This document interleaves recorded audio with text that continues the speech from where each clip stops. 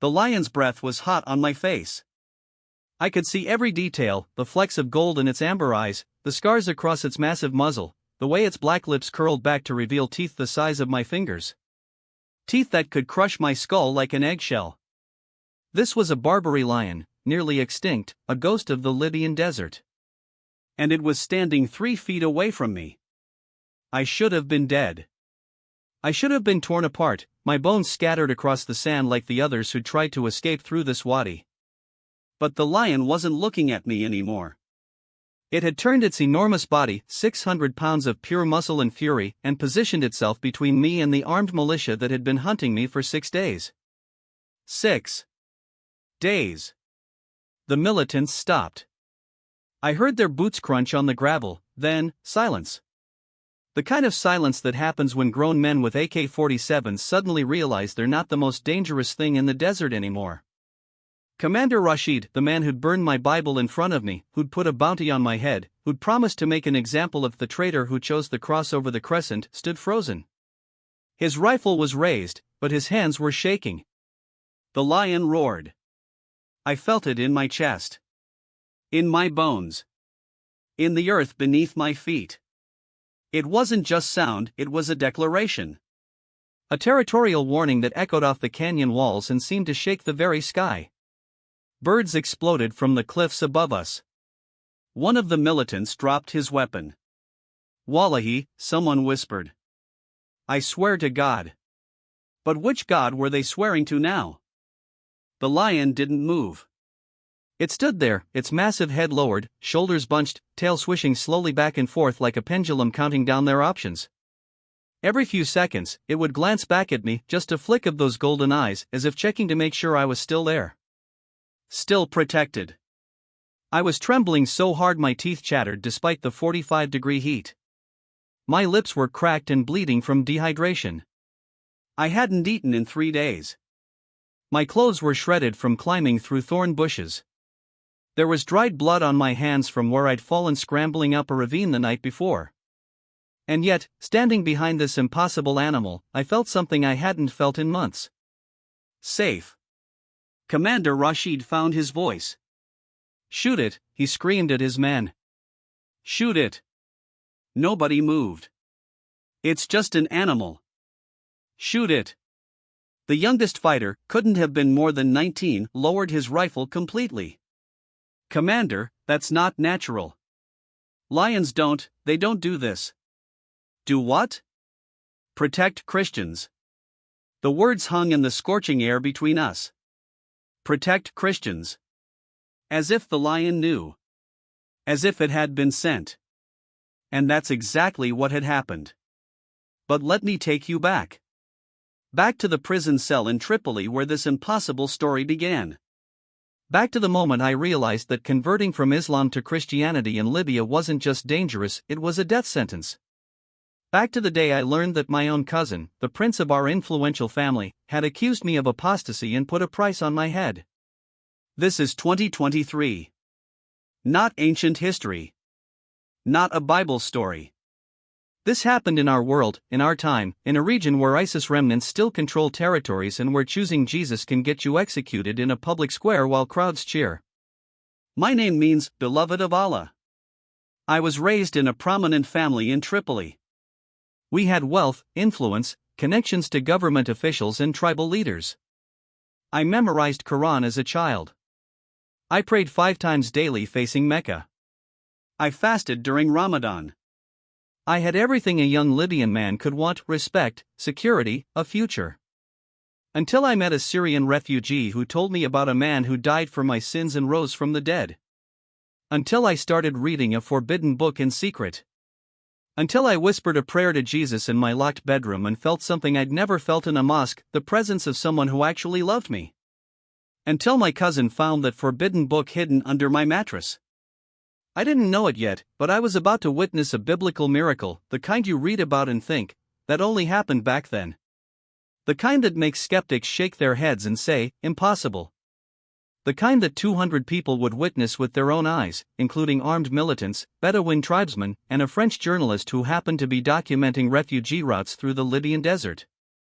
The kind that would prove to me, beyond any doubt, that Jesus Christ is not a prophet, not just a good teacher, not a historical figure in an ancient book. He is alive. He is real. And he still does the impossible for those who cry out to him.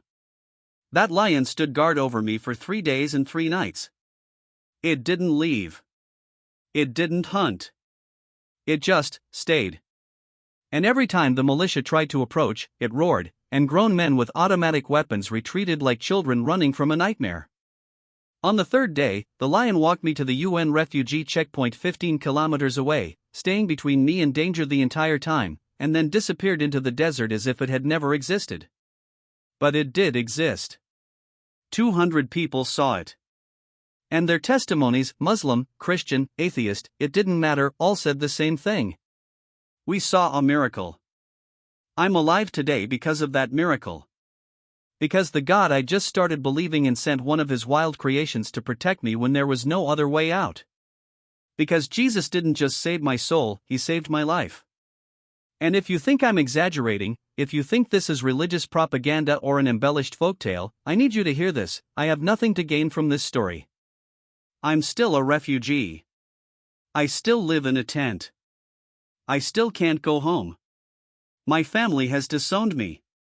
Half of Libya wants me dead. But I have my life. And I have my testimony.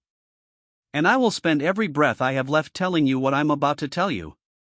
My cousin Khalil was not always a monster. I remember when we were children, racing through the marble corridors of our grandfather's villa in Tripoli, stealing dates from the kitchen, getting scolded together by our mothers. He was like a brother to me. We shared secrets, dreams, ambitions. We promised we'd always protect each other. That was before the Civil War. Before the militias. Before ideology became more important than blood. Khalil joined the Libyan Revolutionaries Brigade in 2019. At first, I thought he was just being patriotic, wanting to bring order to the chaos that had swallowed our country after Gaddafi fell. But something changed in him during those years. He stopped laughing. His eyes became hard, cold, like glass. He started talking about purity, about cleansing Libya of Western corruption, about establishing true Islamic law. He started talking about kafirs, unbelievers, the way you'd talk about rats in your house. Something you exterminate. I should have seen it coming. I should have been more careful. But when you grow up with someone, when you shared a lifetime of memories, you don't imagine they could become your executioner. I was wrong. It was a Thursday evening, I remember, because the call to Maghrib prayer was echoing from the mosques across the city. The sun was setting over the Mediterranean, painting the sky in shades of orange and purple that would have been beautiful if I'd known it might be one of the last sunsets I'd see as a free man. I was in my small apartment. My family had given me my own place when I turned 23, sitting on my bed with that forbidden book open on my lap. The Bible. A Syrian refugee had given it to me 3 months earlier. It was wrapped in brown paper, disguised to look like a school textbook. Just read the book of John, he'd told me, his eyes intense, urgent. Just read about Jesus Isa and ask him if he's real. That's all. Just ask. I'd been asking for 3 months. And something was happening inside me. Something I couldn't explain. The words in that book, they were alive. They reached into my chest and touched places I didn't know existed. They told me I was loved, not just by a distant Allah who kept track of my good deeds and bad deeds like a cosmic accountant, but by a God who knew my name. Who died for me. Who wanted relationship, not just religious performance. I was weeping over the crucifixion story, feeling the agony of it, the love of it, the impossible sacrifice of it, when I heard the key turn in my lock. My door opened. Khalil stood there. He wasn't alone. 3 men from his militia unit stood behind him, all carrying rifles. Their faces were covered with keffiyehs, only their eyes visible. But I saw Khalil's face. And what I saw there made my blood turn to ice. Betrayal. Disgust. Religious fury. And in his hand, my Bible. He must have had a spare key. Must have come in while I was at work, searching my apartment. Looking for evidence. He'd found it. Stand up, Khalil said. His voice was flat, emotionless. The voice he probably used when interrogating prisoners. I stood. My legs were shaking. The room suddenly felt too small, the air too thin. Khalil, I can explain. Explain what? He threw the Bible at my feet like it was contaminated. Explain why my own cousin, my own blood, the grandson of Sheikh Mansour, has become a murtad? An apostate? The word hung between us like a death sentence. Because that's exactly what it was. In Libya, apostasy isn't just frowned upon. It's not just a family shame. Under Sharia law, the law that Khalil's militia enforced in the territories they controlled, apostasy is punishable by death. I found this filth hidden in your apartment, Khalil continued, his voice rising now, shaking with rage. How long? How long have you been worshipping the cross? How long have you been spitting on the grave of the Prophet, peace be upon him? I'm not spitting on anything, I said, trying to keep my voice steady. I'm just searching for truth. Truth? Khalil's hand shot out and grabbed my throat, slamming me against the wall. His face was inches from mine. I could smell the coffee on his breath, see the veins bulging in his forehead. The truth is in the Quran. The truth is in the teachings of Muhammad. And you have rejected it for the lies of the Christians. He released me and I gasped for air, sliding down the wall. The family must be told, one of the masked men said. No, Khalil's voice was cold again. Calculated. If the family knows, they'll try to hide it. To protect the family name. This is bigger than family. This is about protecting the Ummah, the community of believers. This is about showing what happens to traitors. He pulled out his phone and started recording video. He aimed it at me, still crumpled on the floor. This is my cousin, he announced to the camera. From the respected family of Sheikh Mansour. And he has committed apostasy. He has rejected Islam for Christianity. He has betrayed Allah, the Prophet, and every Muslim in Libya. Let this be a warning. Let this be an example. There is no place in our land for those who choose the cross. He stopped recording and looked at his men. Take him to the detention center. I need to consult with the council about his punishment. They hauled me to my feet. Zip-tied my hands behind my back so tight the plastic cut into my wrists. Threw a black hood over my head. The world went dark. I was thrown into the back of a truck. I could hear the city passing by, traffic, voices, normal life continuing while mine was ending. I tried to pray, but I didn't know which prayer to say anymore. The Islamic prayers felt hollow now, like words in a language I'd forgotten. But I didn't know how to pray to Jesus either. Not really. Not yet. So I just whispered into the darkness of that hood, Jesus, if you're real, I need you. I need you now. The detention center was in a bombed-out school building on the outskirts of Tripoli. I could tell from the smell: dust, mold, human waste, fear. They removed my hood and threw me into a concrete cell with no windows. Just a metal door with a slot for food and a drain in the corner. I was alone. For 3 days, nobody came. No food. No water. Just the sound of screaming from other cells, prayers echoing down corridors, the occasional gunshot that made my whole body flinch. On the 4th day, Khalil returned. He opened the door and stood there, backlit by the harsh fluorescent lights of the corridor. I couldn't see his face clearly, just his silhouette. But I could hear the satisfaction in his voice. The council has decided, he said. Public execution. Friday afternoon, after Jumu'ah prayers. In Martyrs Square. You'll be given one chance to repent, to say the Shahada and denounce your apostasy. If you refuse. He didn't finish the sentence. He didn't need to. And because you come from a prominent family, he continued, your execution will be filmed and distributed as a warning. So other young men don't follow your path of corruption. I should have felt terror. And I did. But underneath the terror was something else. Something new. A strange peace that made no logical sense. Khalil, I said, my voice hoarse from days without water. Do you remember when we were 12? We got lost in the Medina and you were scared and I told you, don't worry, I'll protect you? His silhouette stiffened. You're my brother, I continued. And I love you. And I forgive you for this. Forgive me? His voice was sharp, offended. You're the traitor. You're the one who needs forgiveness. From Allah. I've found forgiveness, I said quietly. From Jesus. He died so I could be forgiven. And he rose so I could have life. Real life. Not just existence. Khalil was silent for a long moment. Then he spat on the floor. You'll have until Friday to come to your senses, he said. 3 days. Repent, or die. The door slammed shut. The bolt slid into place.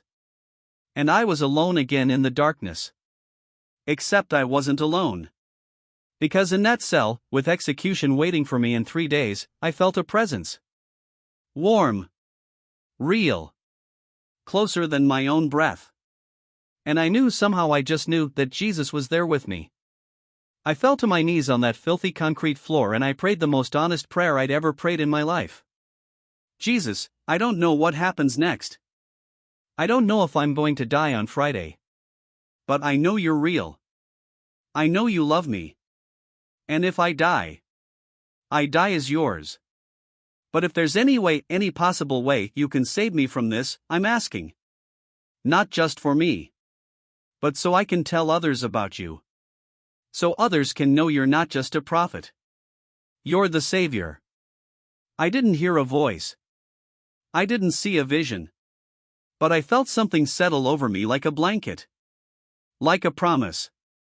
Hold on. I'm coming. Friday was coming. My execution was coming. But something else was coming too. Something my cousin Khalil and his militia and all the powers of hell couldn't stop. A miracle was coming. The call to far prayer woke me on Friday morning. I knew that sound. I'd heard it every morning of my life. The muezzin's voice crackling through loudspeakers across the city, calling the faithful to prayer before sunrise. Prayer is better than sleep, the call proclaimed. Allahu Akbar. God is greater. But this morning, that call felt different. It felt like a countdown. Because today was the day I was supposed to die. I sat up on the concrete floor where I'd been sleeping, if you could call it sleep. More like drifting in and out of consciousness, tormented by nightmares and thirst. My lips were so cracked they bled when I tried to lick them. My stomach had stopped growling days ago, now it was just a tight, hollow ache. But the physical suffering wasn't the worst part. The worst part was the doubt. I'd prayed to Jesus in that cell. I'd felt his presence. I'd been so sure he was real, so certain he would save me. But as the hours ticked by and no rescue came, no angel appeared, no miraculous earthquake shook the foundations of my prison, the old questions started creeping back in. What if I was wrong? What if I traded the religion of my fathers for a lie? What if Jesus was just a prophet after all, not the Son of God, and I'd committed the ultimate sinning shirk, associating partners with Allah for nothing? What if I was about to die for a mistake? I heard footsteps in the corridor. Keys jangling. My body tensed. But the footsteps passed my door and stopped at another cell.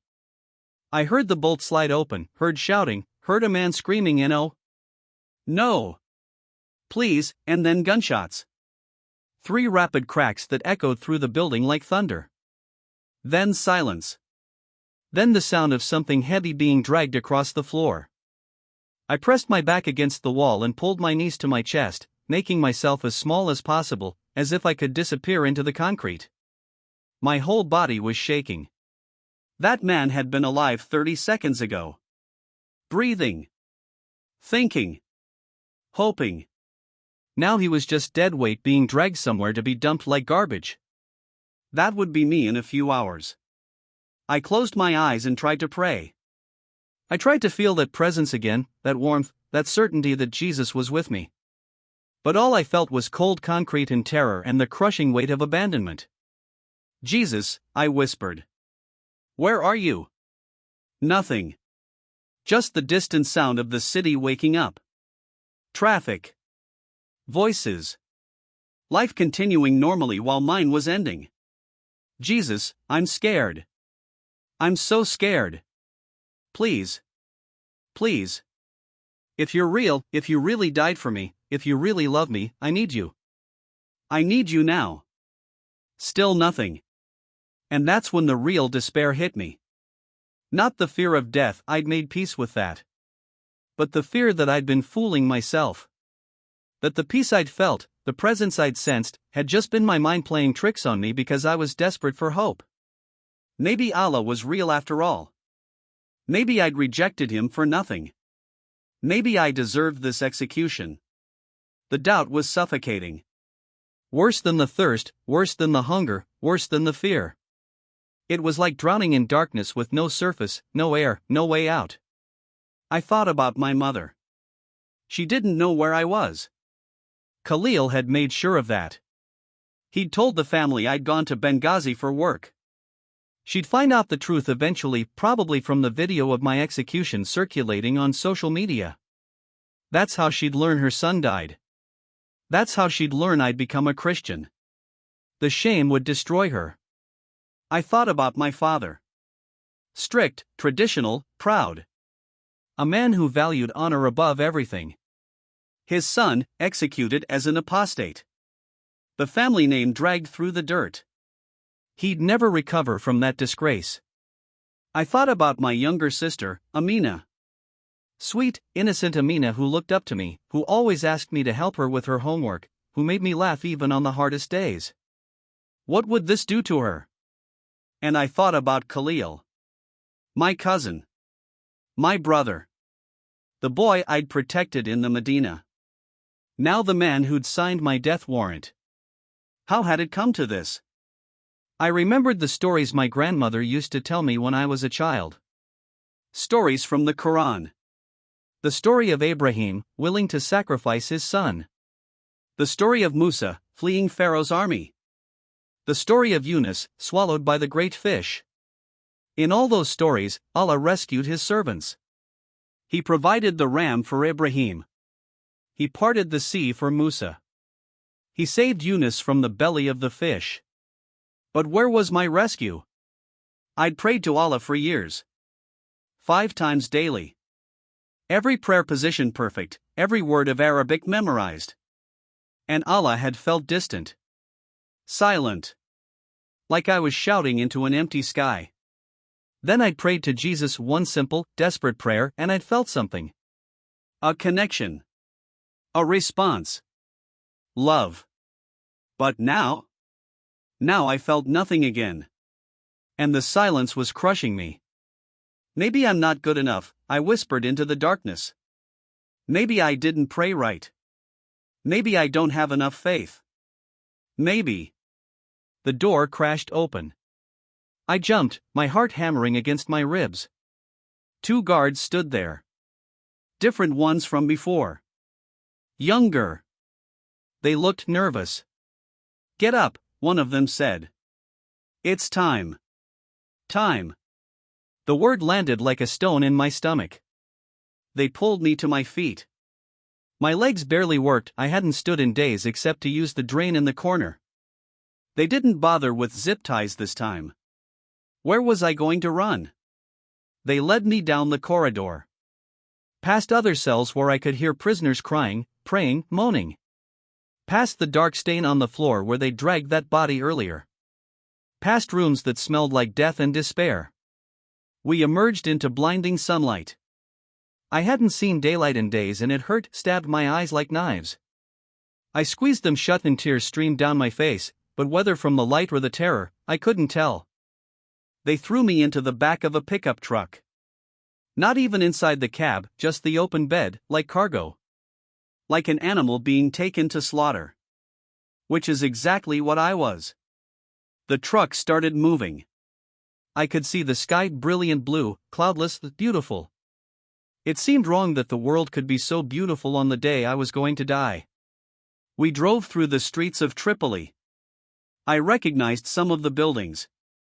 The old Ottoman fort. The Red Castle. The harbor where I used to go with my father as a child to watch the fishing boats. Normal people doing normal things. A woman hanging laundry. Children playing football in an alley. An old man selling oranges from a cart. Did they know? Did they care? In a few hours, I'd be dead in Martyrs Square and they'd probably just step around my blood to get to work. I tried to pray one more time. One last time. Jesus. I don't feel you anymore. I don't know if you're listening. I don't know if you can save me. But I'm going to choose to believe you're real. Even if I die today. Even if no miracle comes. I'm going to believe you love me. I'm going to believe you died for me. And if I have to die for believing in you, then I die. The truck turned a corner and I saw Martyrs Square ahead. A crowd was already gathering. Hundreds of people. Maybe thousands. This was entertainment for them. A public spectacle. A warning. The truck stopped. The guards grabbed my arms and hauled me out. My feet hit the pavement and I stumbled. Someone in the crowd shouted, "Murtad! Apostate!" Others joined in. A chorus of hatred. I saw Khalil standing on a platform in the center of the square. He was wearing all black, a rifle slung across his back. He looked like an executioner from a medieval painting. He saw me and smiled. Not a warm smile. Not the smile of the cousin I'd grown up with. A cold, satisfied smile. The smile of someone who believes he's doing God's work by killing you. They dragged me toward the platform. The crowd parted, shouting insults, spitting. Someone threw a rock that hit my shoulder. Someone else threw rotting fruit. And in that moment, being dragged through that hostile crowd toward my execution, I understood something. I understood why Jesus went to the cross. Not because he had to. But because he chose to. Because he loved us enough to walk into his own execution. To face the hatred, the mockery, the violence, for us. And suddenly, I wasn't alone anymore.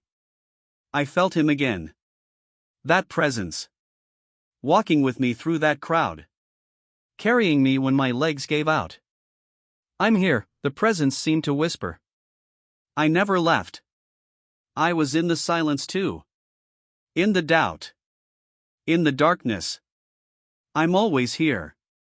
They threw me onto the platform. Forced me to my knees. Khalil stood over me, the crowd roaring behind him. He pulled out a sword. Not a gun. A sword. For maximum dramatic effect. For the cameras. For the video that would go viral across the Islamic world. You have one chance, Khalil said loud enough for everyone to hear. Say the Shahada.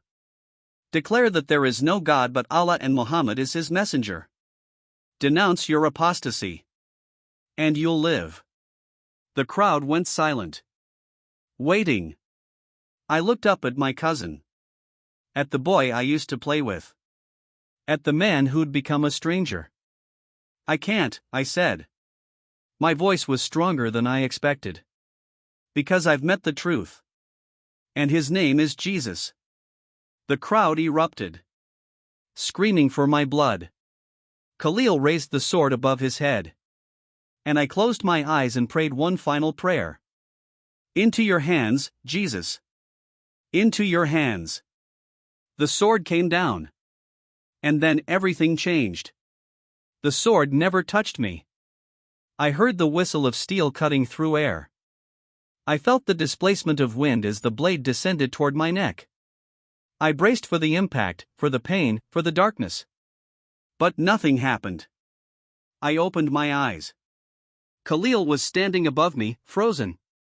His arms were still raised, still holding the sword in execution position. But his face had gone completely white.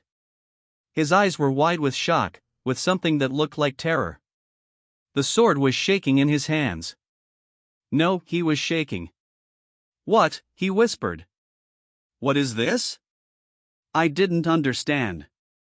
I looked around the platform, trying to comprehend what had stopped him. Had someone from the crowd intervened? Had one of his own men stopped him? But everyone was just staring. The entire square had gone silent. Thousands of people, and not one sound. Just eerie, impossible silence. Khalil tried to bring the sword down again. I watched his muscles tense, watched him put all his strength into it. The blade came down maybe 6 inches and then stopped. As if it had hit an invisible wall. As if something I couldn't see was blocking it. What is this? Khalil screamed now, panic cracking his voice. He tried again. Same result. The sword could not reach me. One of his men rushed onto the platform. Commander, what's wrong? I can't. Khalil was panting now, sweat pouring down his face despite the morning coolness. Something's blocking it. Something's. He let go of the sword with one hand and tried to push me over, tried to expose my neck better.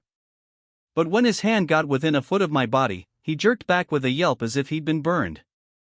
It's hot, he shouted. The air around him it's like fire.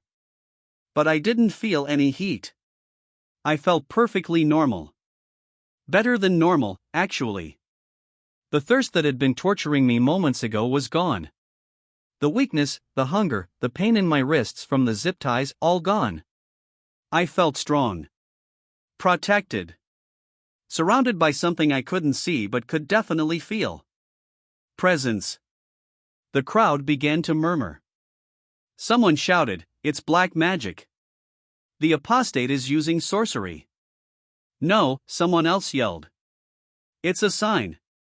Allah is protecting him. Allah doesn't protect apostates, the first voice shot back. But another voice, old, weathered, belonging to a man I couldn't see in the crowd, said something that made everyone go quiet again. Unless he's not an apostate. Unless he's telling the truth. Khalil heard it too. His face twisted with rage and desperation. He couldn't kill me on his own, so he grabbed his rifle from where it was slung across his back.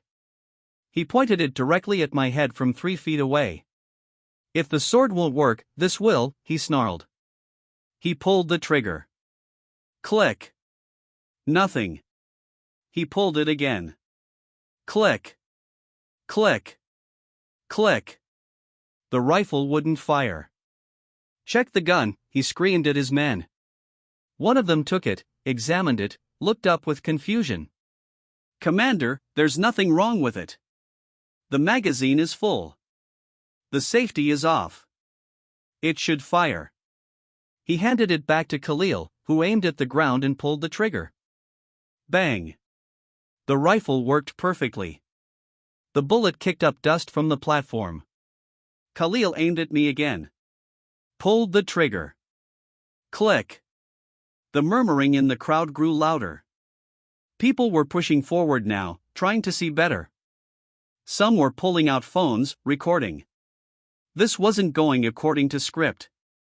This wasn't the simple execution of an apostate. This was something else. This was impossible.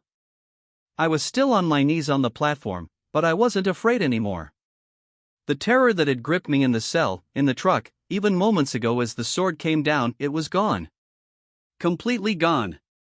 In its place was a peace so profound, so overwhelming, it almost felt like joy. Jesus was here. Not just in my heart, not just as a feeling or a hope. He was here. Physically present. Protecting me with something my enemies could feel but not see. A shield of fire. A wall of glory. The very presence of God standing between me and death. And I knew what I had to do. I stood up. Khalil and his men stumbled backward. The crowd gasped. Don't move! Khalil shouted, but his voice was shaking. Don't! I'm not moving because I'm defying you, I said. My voice carried across the silent square, clear and strong. I'm moving because the God I serve has defied you. Jesus Christ has defied you. And he's shown everyone here today that he is real. Shut your mouth. You can't make me shut my mouth, I said. You can't even touch me. Because I belong to him now. I am sealed by his blood. I am protected by his love. And there is nothing, no sword, no bullet, no militia, no government that can separate me from him. Khalil's face contorted with rage. Someone kill him. None of his men moved. That's an order. Still nothing. They were staring at me like I was a ghost. Like I was something that shouldn't exist. An old woman pushed her way through the crowd. She was wearing traditional black Libyan dress, her face weathered by decades of desert sun. She climbed onto the platform, none of the militants stopped her, and walked right up to me. She reached out a trembling hand. I thought she might slap me, curse me. Instead, she touched my shoulder. Her eyes filled with tears. I see them, she whispered. See who? I asked. The angels. 2 of them. Standing on either side of you. Tall as buildings. With swords of light. A chill ran down my spine. I couldn't see them. But she could. They're beautiful, she continued, tears streaming down her wrinkled face. And terrifying. And they're watching these men like guards watching prisoners. She turned to Khalil. You cannot kill what God has chosen to protect. If you strike this boy, you'll have to go through them first. And you will lose. Khalil was breathing hard, his chest heaving. He looked around at his men, at the crowd, at the cameras recording everything. This was supposed to be a demonstration of power. Of Islamic authority. Of what happens to traitors. Instead, it had become a demonstration of his powerlessness. This isn't over, he finally said. His voice was low, dangerous. If I can't kill you here, I'll hunt you. I'll hunt you across Libya, across Africa, across the world if I have to. You're a dead man. Just not today. He jumped off the platform and grabbed one of his men. Get the trucks. We're leaving. The militants scattered like startled birds. Within minutes, they were gone. Just gone. Leaving me standing on that platform in Martyrs Square with thousands of people staring at me in stunned silence. The old woman was still beside me. She took my hand. What's your name, child? She asked. I told her. Well, she said, smiling through her tears, you've been given a second life today. What will you do with it? I didn't have an answer yet. I was still trying to process what had just happened. I'd been seconds from death. The sword had come down.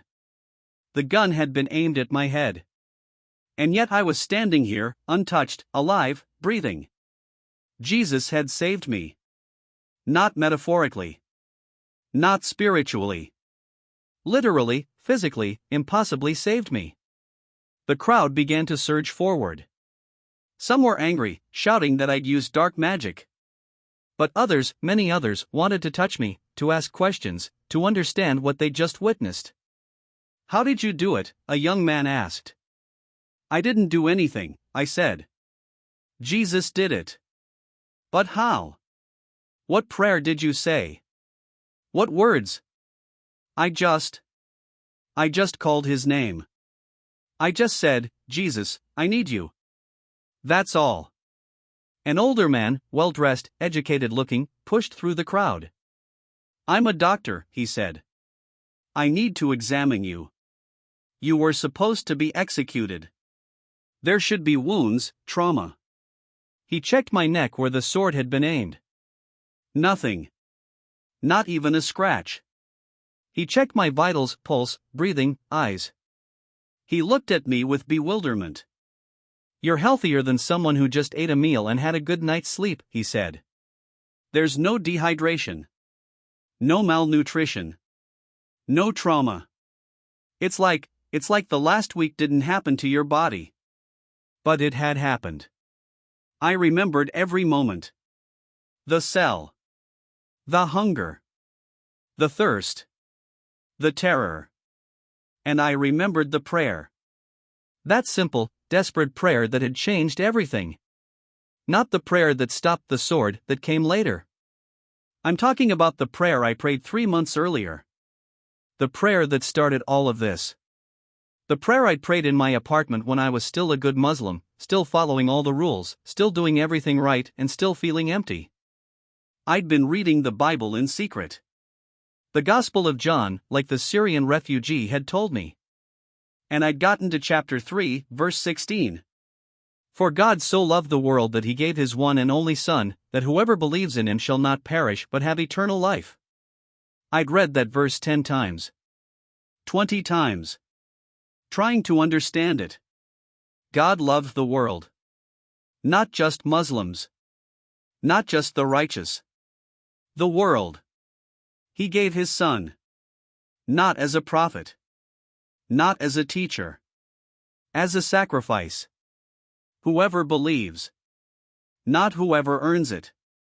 Not whoever performs enough good deeds. Whoever believes. And I'd put the Bible down and I'd done something terrifying. Something that could have gotten me killed even then. I'd prayed to Jesus. Jesus, I'd whispered in my locked apartment with my heart hammering, I don't understand you. I don't understand how God can have a son. I don't understand how you can be God and man at the same time. I don't understand the cross. But I understand that I'm empty. I'm so empty. And if you're real, if you really love me like this book says, then I need you. I need to know you. Please. Show me you're real. Nothing dramatic had happened that night. No angels appeared. No lightning struck. No voices from heaven. But something shifted inside me. Like a door I didn't know existed had opened. Like I'd been standing in a dark room my whole life and someone had finally turned on a light. And in the days and weeks that followed, I kept reading. Kept praying. Kept feeling that presence growing stronger, warmer, more real. Until Khalil found the Bible. Until I was arrested. Until I was brought to the square to die. And until Jesus proved, in front of thousands of witnesses, that he is exactly who he claimed to be. The Son of God. The Savior. The one who defeats death. Standing there on that platform, surrounded by a confused crowd and a baffled doctor and an old woman who could see angels, I made a decision. If Jesus had given me a second life, I would spend it telling everyone who would listen about him. No matter the cost. No matter the danger. No matter what Khalil and his militia would do to hunt me. I would tell the truth. But first, I had to run. Because Khalil's threat wasn't empty. He would come back. With more men. More weapons. More determination. And next time, Jesus might call me home instead of saving me. I had to leave Tripoli. Leave Libya if possible. Get somewhere safe where I could figure out what to do next. The old woman seemed to read my thoughts. She squeezed my hand. Go south, she whispered. My nephew runs a refugee route through the desert. He's a good man. He'll help you get to Tunisia. Why would you help me? I asked. You don't even know me. She smiled. I don't know you. But I know him. And I saw his angels guarding you. That's enough. She pressed something into my palm. Money. Enough for food and transport. Go, she said. Before they come back. And tell your story. Tell everyone what Jesus did for you today. I nodded. Jumped off the platform. Started pushing through the crowd. Behind me, I heard people arguing. Some calling me a prophet. Some calling me a demon. Some just confused, trying to make sense of what they'd witnessed. But I didn't look back. I ran. Into the streets of Tripoli. Toward the outskirts. Toward the desert. Toward whatever came next. I didn't know then that what came next would be even more impossible than what had just happened. I didn't know that Khalil would organize a manhunt. I didn't know I'd end up alone in the desert with no water, no food, no hope. And I didn't know that Jesus would send a lion to save my life. But I was about to find out. The desert was supposed to be my escape route. Instead, it became my grave. At least, that's what I thought as I stumbled through the sand on the 6th day, my tongue so swollen I couldn't close my mouth, my vision blurring at the edges, my legs barely able to carry my weight. The old woman's nephew, a weathered Bedouin named Hassan who smuggled refugees and apostates through the Sahara, had gotten me out of Tripoli. We'd traveled by night in his battered Toyota, headlights off, navigating by stars and GPS, avoiding the main roads where Khalil's militia had set up checkpoints. Every major crossing is being watched, Hassan had told me on the second night. Word spread fast about what happened in Martyrs Square. Some people think you're blessed. Others think you're cursed. But everyone knows your face now. Khalil's put a bounty on you, 50,000 dinars. That's enough money to make honest men dishonest. We'd made it 400 kilometers south, deep into the desert near the border region where Libya bleeds into Niger. The plan was to get me to a UN refugee camp where I could request asylum, eventually make it to Tunisia or even Europe. But plans don't survive in the desert. On the 5th night, we were ambushed. We'd stopped to refuel from jerry cans Hassan kept in the truck bed. I was stretching my legs, staring up at the impossible number of stars you can only see when you're far from any city lights, when I heard the sound. Engines. Multiple engines. Hassan heard it too. His head snapped up, his body going rigid. "Get down," he hissed. But it was too late. 3 trucks roared over the dune behind us, their headlights blazing like searchlights, pinning us in their glare. Armed men poured out. Not Khalil's militia, these were different. Tribal fighters, maybe. Or bandits.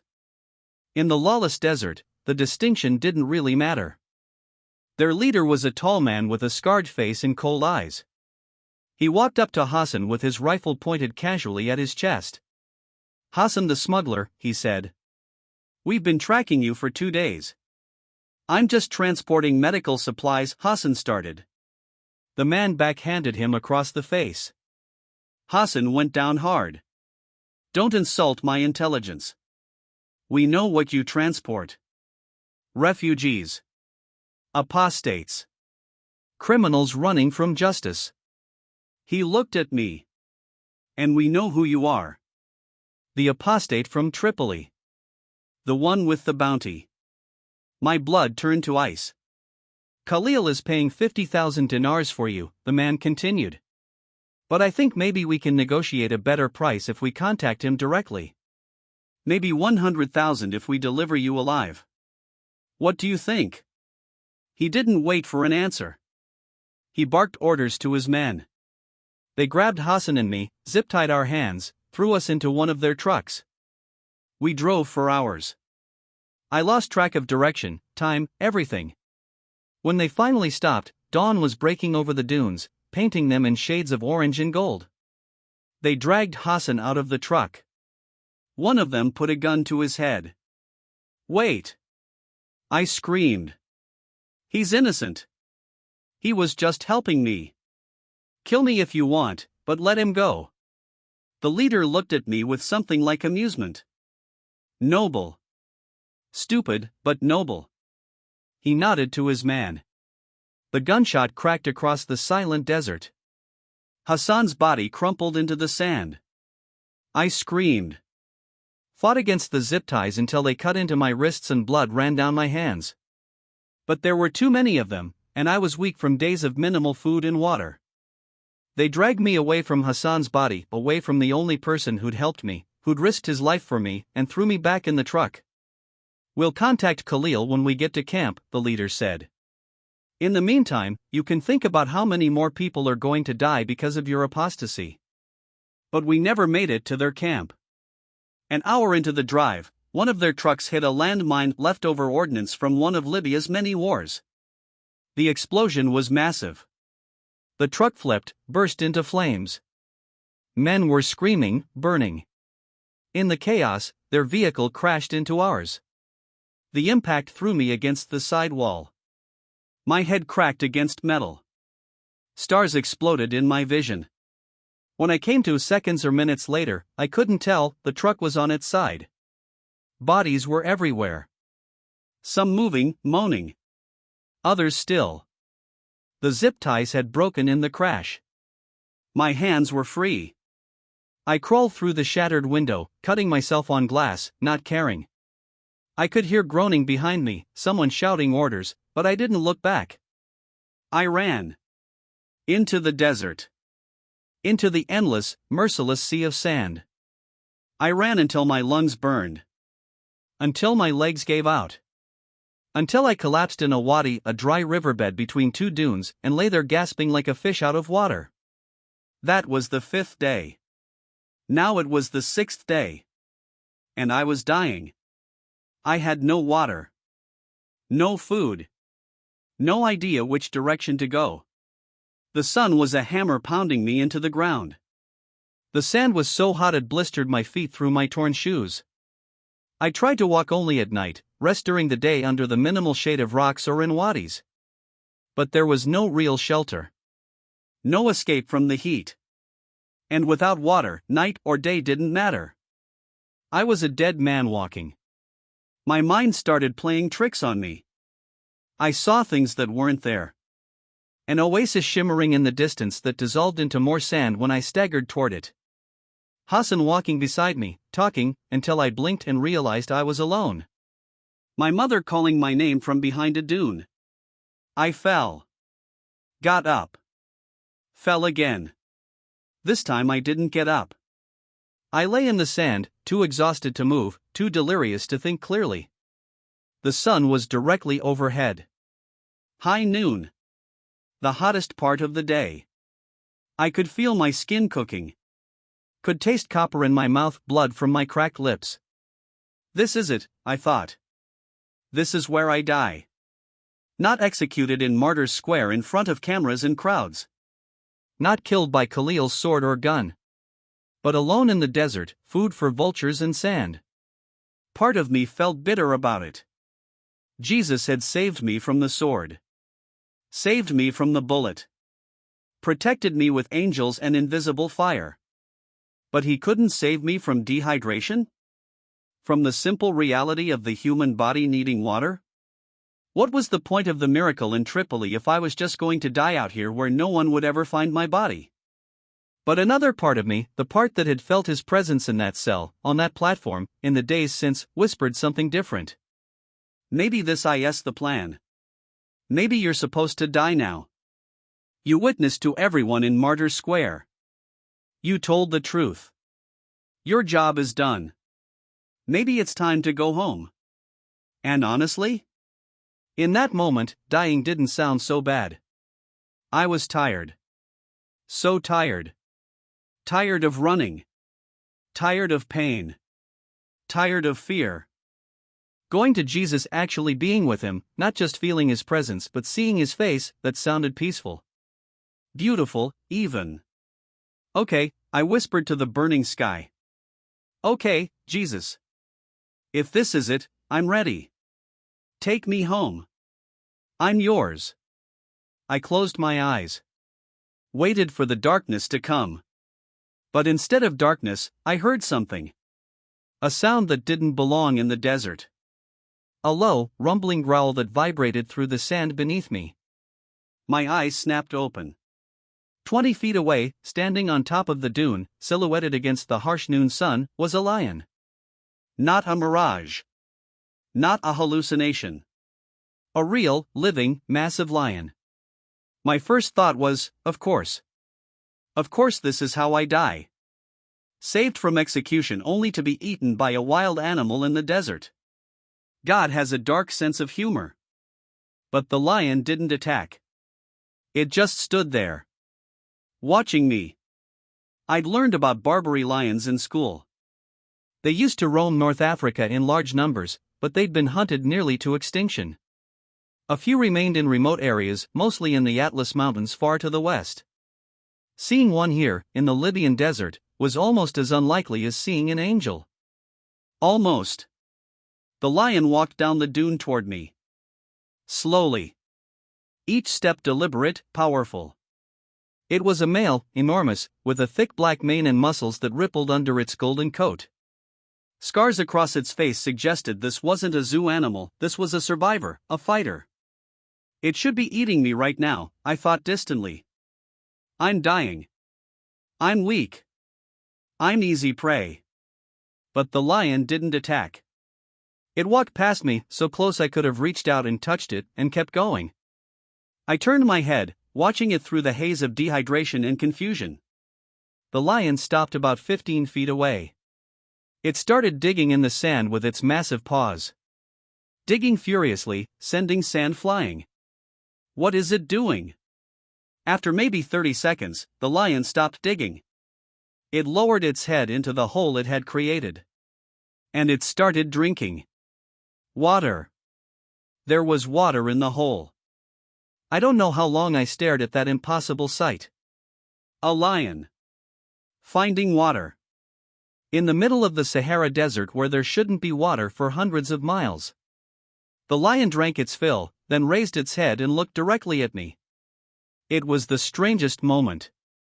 We locked eyes, human and animal, and I would swear on everything I hold sacred that the lion was communicating something. Come. Drink. I dragged myself forward. It took everything I had left. My arms shook. My vision went dark at the edges. But I crawled those 15 feet through the sand until I reached the hole. Water. Clear, cool water, pooling in the depression the lion had dug. Underground moisture that shouldn't exist but did. I plunged my face into it and drank.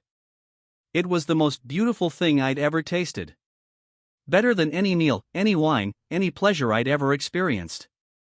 Life itself, flowing into my dying body. I drank until I couldn't drink anymore.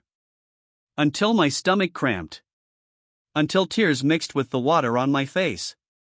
When I finally raised my head, gasping, I looked for the lion. It was still there. Lying down now in the sand about 10 feet away. Just watching me. Thank you, I whispered. I don't know if you can understand me. I don't know if you're just an animal or if you're something more. But thank you. The lion blinked slowly.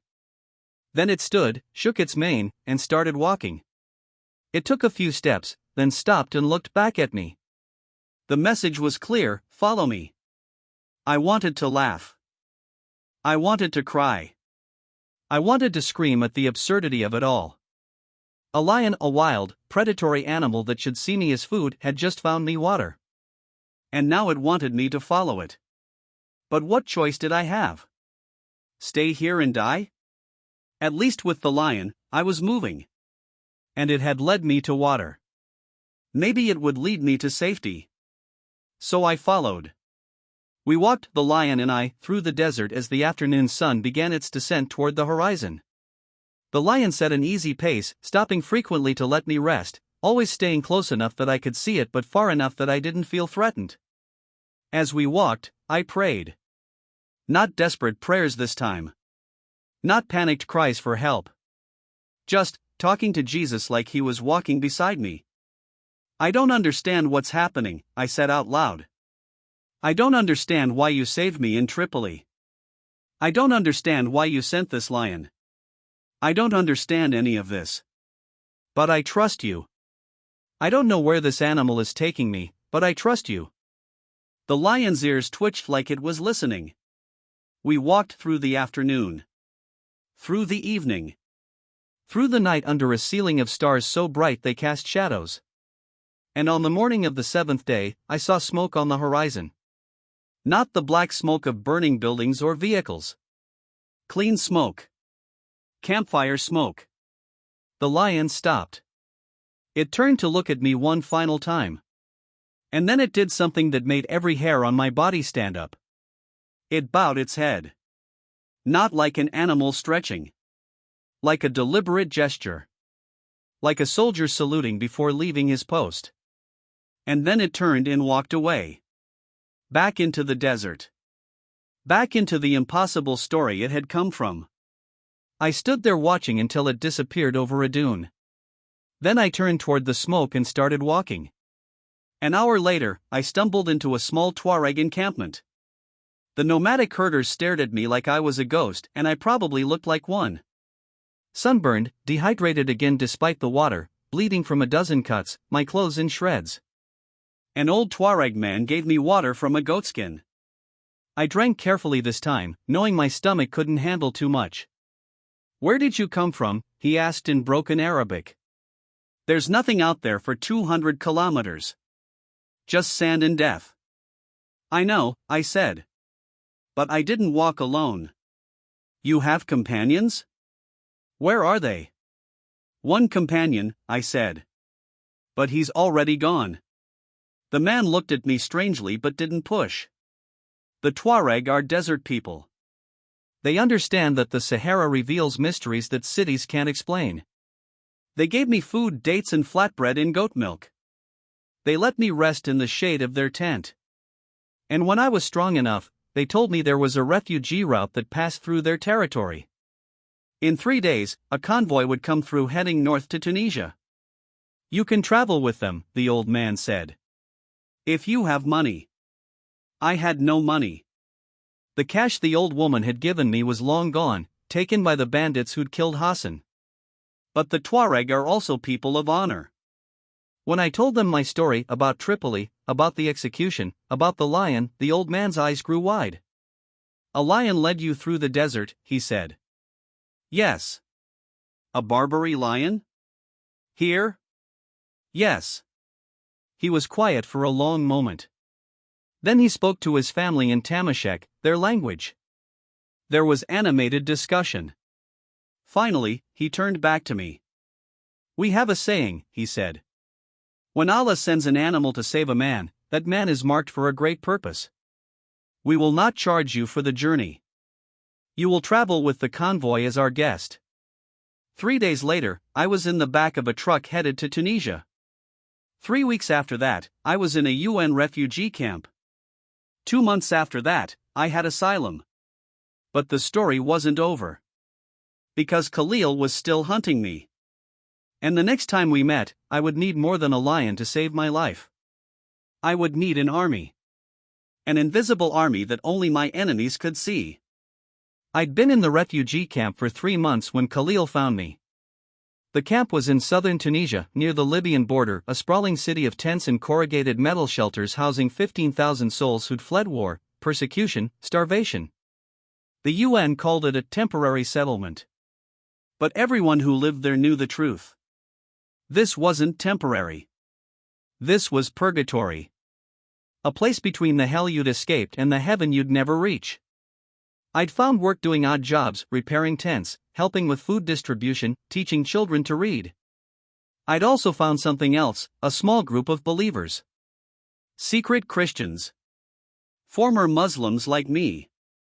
Coptic refugees from Egypt. A Syrian family who'd fled ISIS. We met in a storage tent behind the medical clinic every evening after the last call to prayer echoed across the camp. We called ourselves the Church of the Refugees. We had no building, no pastor, no money. Just 23 people, an Arabic Bible we shared, and the presence of Jesus that felt more real in that hot, cramped tent than it ever had in any mosque I'd prayed in. It was during one of these meetings that the warning came. Ahmed, a former imam from Benghazi who'd converted after Jesus appeared to him in a dream, burst into the tent. His face was pale with fear. "They're here," he gasped. "Khalil's militia.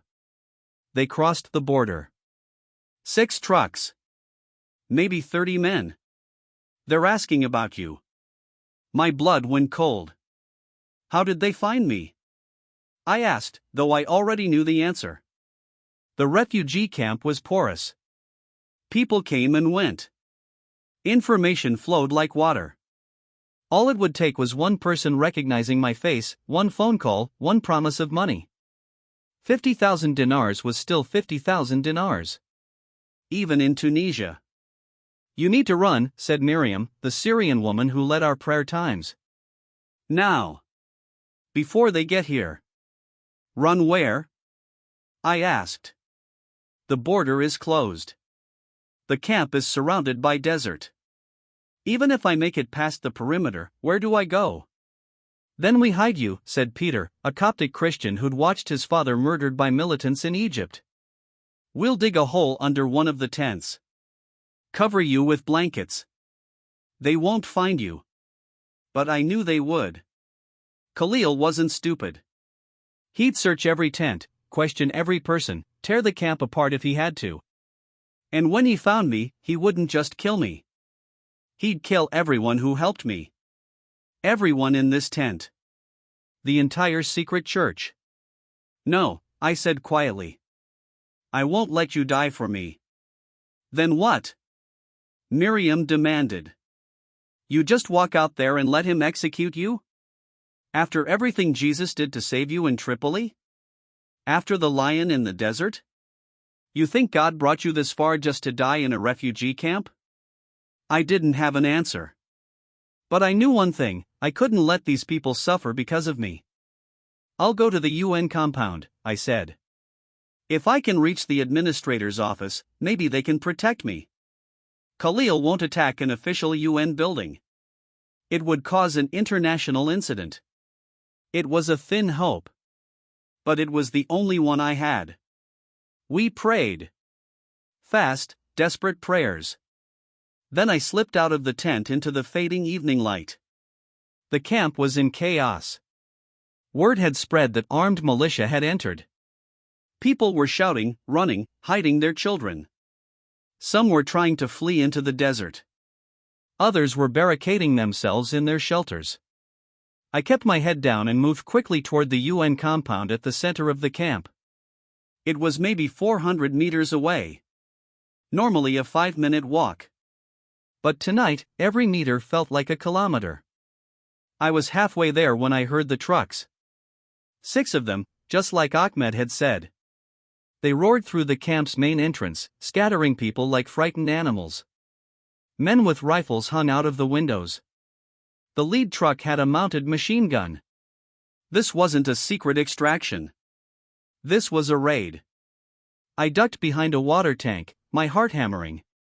The trucks spread out, blocking the main pathways through the camp. Armed men jumped out, immediately starting to search tents. We're looking for the apostate. Khalil's voice boomed through a megaphone.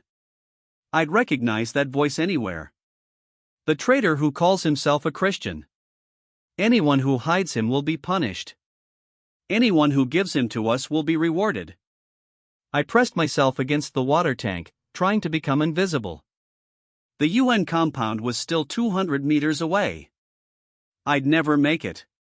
Not with militia everywhere. But if I stayed here, I'd be found within minutes. Jesus, I prayed silently, what do I do? And then I heard it. A voice.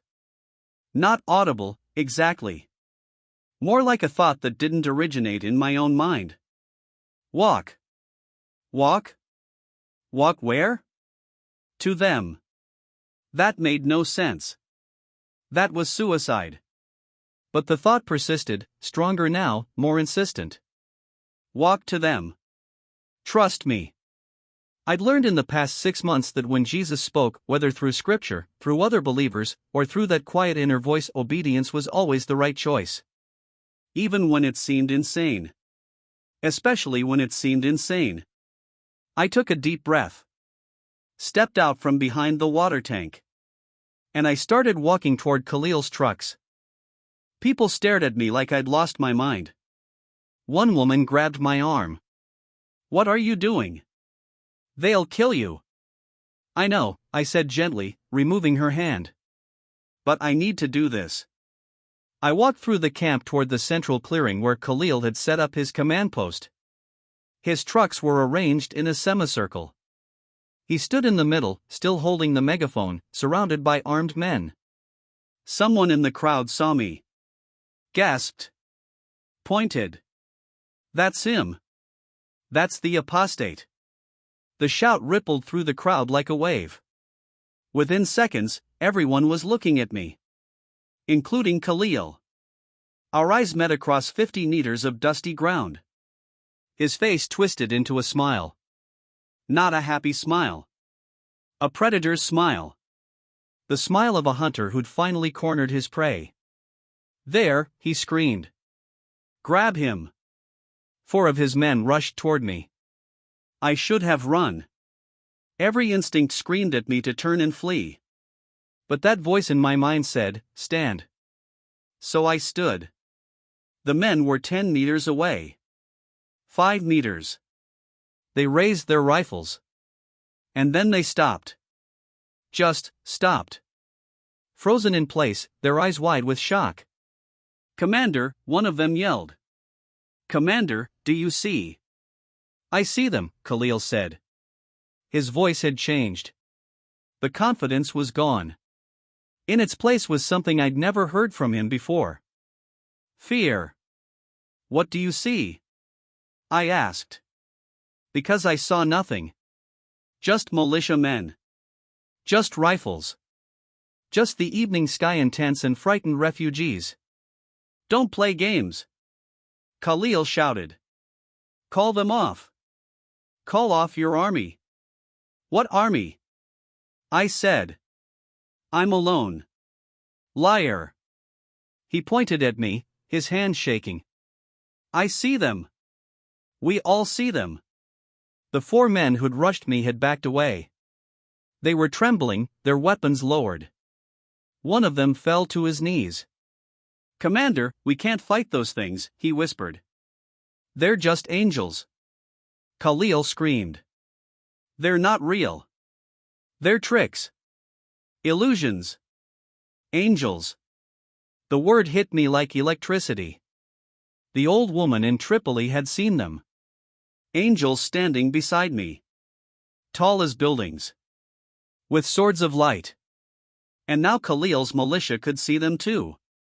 But I couldn't. I saw nothing. Yet something was there.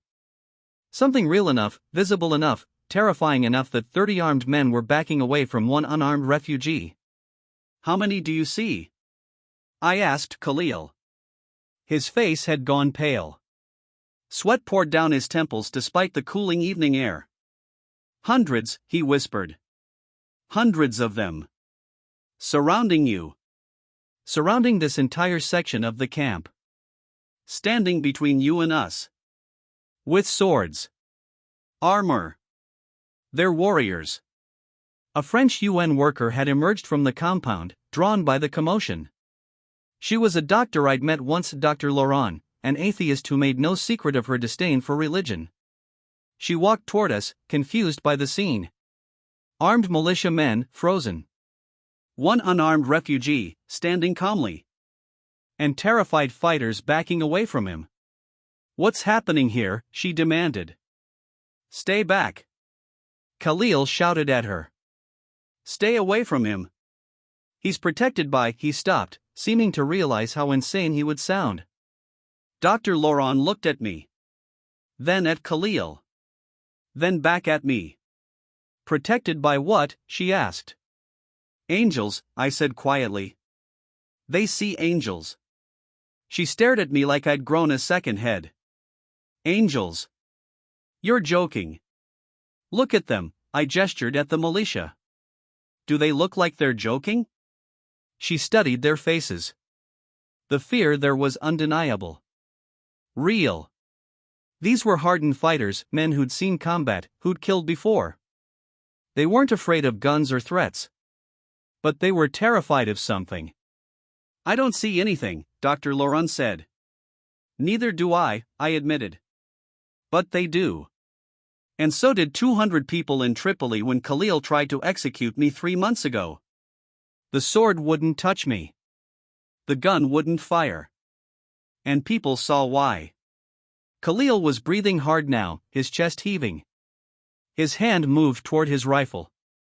Don't, one of his own men said. Commander, don't. If you shoot, they'll. They'll what? Khalil screamed. They're angels. What can they do? Everything, the man whispered. They can do everything. But Khalil wasn't listening. His rage, his ideology, his hatred, it overwhelmed his fear. He raised his rifle and pointed it directly at my heart. I don't care what stands beside you, he snarled. I don't care if Allah Himself protects you. You're an apostate. A traitor. And traitors die. He pulled the trigger. I heard the gunshot. Felt the concussion of it in my chest. But I felt no impact. No pain. No bullet tearing through flesh. Instead, I heard the bullet hit something. A metallic clang that rang through the air like a bell. The bullet fell to the ground between us. Flattened. Crushed. As if it had hit solid steel. Khalil fired again. Same result. The bullet struck something invisible and fell harmlessly to the ground. He emptied his entire magazine. 30 rounds. Every one of them stopped before reaching me. Every one of them falling like useless pieces of metal into the dust. Dr. Laurent gasped. She'd seen it. Couldn't deny it. Bullets stopping in midair as if hitting an invisible wall. Impossible, she breathed. No, I said. Not impossible. Just miraculous. Khalil threw his rifle down and pulled out a knife. A long, curved blade. The same kind of blade he'd tried to use on me in Tripoli. If bullets won't work, this will. He rushed toward me. His men screamed at him to stop. Commander, no. But Khalil was beyond reason. He covered the distance between us in seconds, knife raised, murder in his eyes. He swung the blade at my throat. And he flew backward. Not like he'd tripped. Not like he'd been pushed. Like he'd been hit by an invisible truck. His body lifted off the ground and sailed through the air, landing 20 feet away in a crumpled heap. The knife clattered to the ground at my feet. Complete silence fell over the camp. Thousands of people watching. Dozens of militia men. UN workers. Refugees from a dozen different countries. All seeing the impossible. Khalil struggled to his feet. He was bleeding from his nose and mouth. Breathing hard. But still not done. I don't care, he screamed. I don't care what protects you. You're an affront to God. You're. And then he saw something that made him stop mid-sentence. His eyes went wide. His mouth fell open. His entire body began to shake. They're moving, he whispered. The angels. They're stepping forward. There. He fell to his knees. Covered his face with his hands. And he started weeping. Forgive me, he sobbed. Forgive me. I can't fight them. I can't fight him. His men stood frozen, uncertain. Their commander, the man who'd led them through battle, who'd never shown weakness, was on his knees crying like a child. I walked toward him. Slowly. Every eye in the camp following my movement. I knelt down beside my cousin. The boy I'd played with. The man who'd tried to kill me. Khalil, I said gently. Do you know what you're seeing? Angels, he choked out. Armies of heaven. Defending you. Defending him. Do you know who sent them? Jesus, he whispered. And saying that name, the name he'd been taught was just a prophet, never God, broke something in him. He collapsed forward, his forehead touching the ground. Jesus sent them. Jesus is protecting you. Jesus is real. Yes, I said. He's real. And he's not just protecting me. He's calling you. He's been calling you this whole time. That's why you can see the angels. That's why you're on your knees. He's showing you the truth. Khalil raised his head. His face was streaked with tears and dirt and blood. I've killed for Allah, he said. I've murdered Christians. Apostates. How can Jesus forgive that? He forgave the men who crucified him, I said. He can forgive you. How? How do I? He couldn't finish. The weight of his sins, his ideology, his hatred, it was crushing him. Just ask him, I said. Just say, Jesus, I'm sorry. Forgive me. Save me. That's all. He'll do the rest. Khalil closed his eyes. His lips moved in silent prayer. And I prayed too, for my cousin, for my enemy, for the man who'd hunted me across Libya and into Tunisia. When he opened his eyes, something had changed. The hardness was gone. The hatred was gone.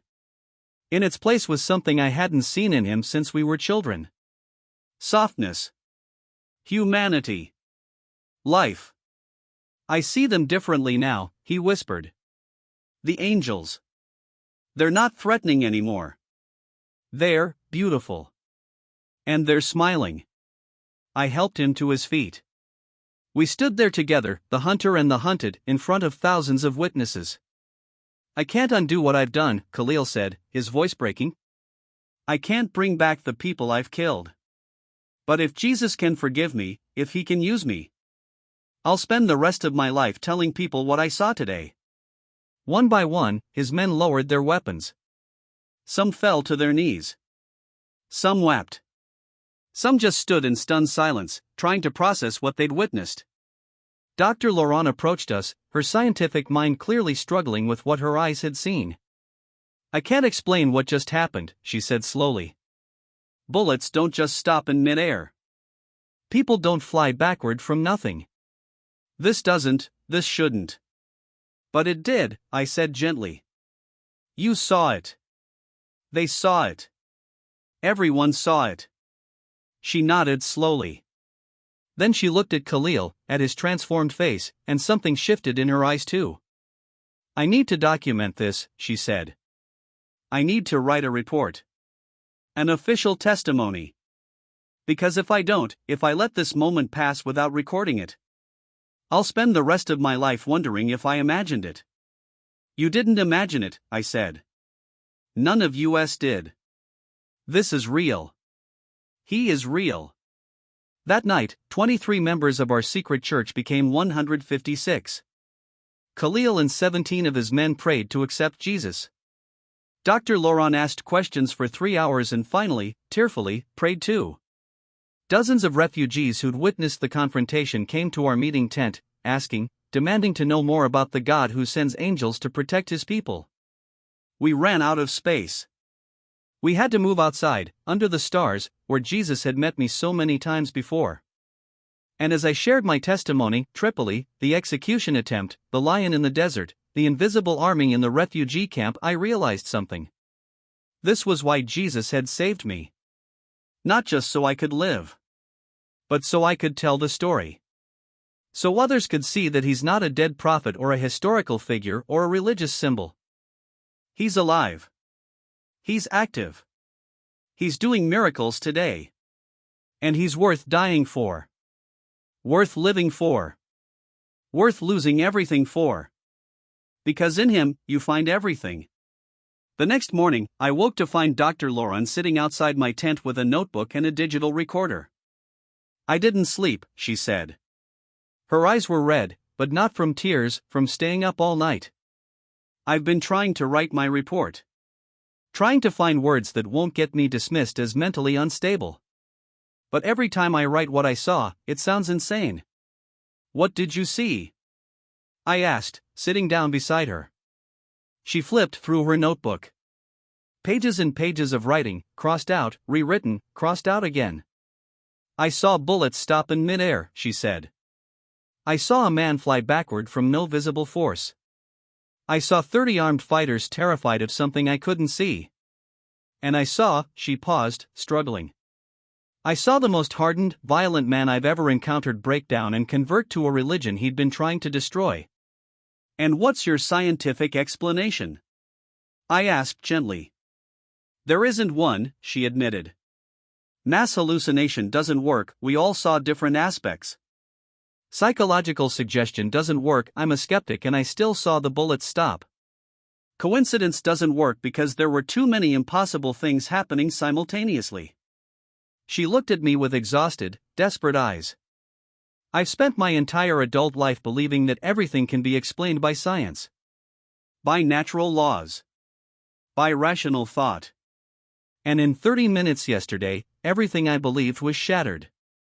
Not shattered, I said. Expanded. You're a doctor. You know the human body. You know its limits, its capacities. Did anything you saw yesterday violate what you know about physics, ballistics, human biology? All of it violated everything. Exactly. Which means there are forces beyond what we can measure. Powers beyond what we can explain. And yesterday, you got to witness one of those powers protecting someone. Protecting you, she said. Why you? What makes you special? Nothing, I said honestly. I'm not special. I'm not holy. I'm not better than anyone else. I'm just someone who said yes when Jesus called me. Someone who was willing to lose everything to follow him. And he gives you angels? Supernatural protection? That seems disproportionate. I smiled. He gives it to everyone who belongs to him. You just don't always see it. Most of the time, his protection is quiet, invisible. We never know how many accidents we didn't have, how many diseases we didn't catch, how many dangers he steered us away from. But sometimes, when he needs to make a point, when he needs witnesses, he pulls back the curtain and lets us see what's always there. She was quiet for a long time. Then she said, I want to interview witnesses. For my report. Will you help me? Over the next 3 days, Dr. Laurent interviewed 47 people who'd witnessed the confrontation in the camp. She was methodical, scientific, asking the same questions to each person separately to check for consistency. I sat in on some of the interviews. I'll never forget them. Witness number 1, Mahmoud, age 19, former member of Khalil's militia. I was one of the first 4 sent to grab him, Mahmoud said, his hands shaking as he held Dr. Laurent's recorder. We were maybe 5 meters away when I saw them appear. Not fading, just suddenly there. Like someone turned on a light switch. Tall. Maybe 3 meters tall. Wearing armor that glowed like it was made of light itself.